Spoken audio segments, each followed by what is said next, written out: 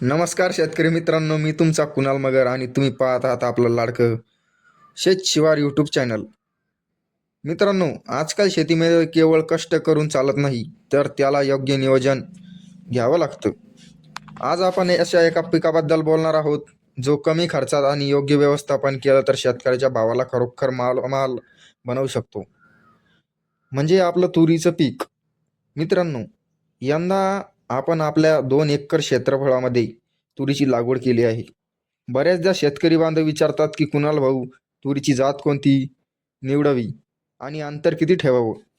तर मित्रांनो, आम्ही या 2 एकरामध्ये चव्हाण माला माल या तुरीचा वाणाची निवड केली आहे.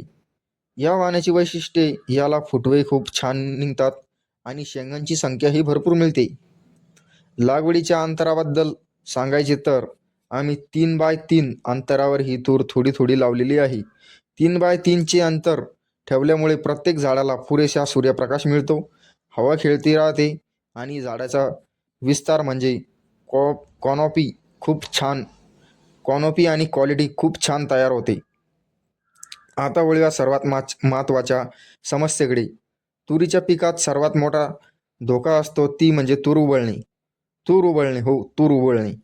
बऱ्याचदा तूर थोडी मोठी झाली की अचानक वाळू लागते किंवा उबळते. यावर आम्ही एक अत्यंत प्रभावी आणि सोपा उपाय केला आहे.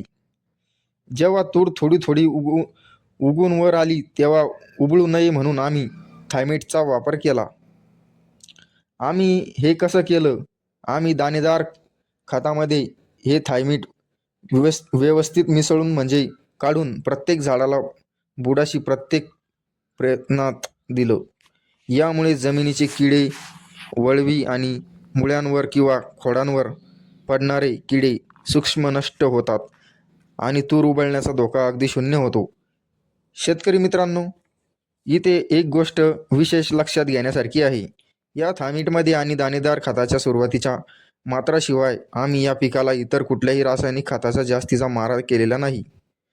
बऱ्याचदा आपण बाजारात मिळणारे वेगवेगळे महागडे खतं किंवा टोकन देऊन खर्च वाढवून घेतो.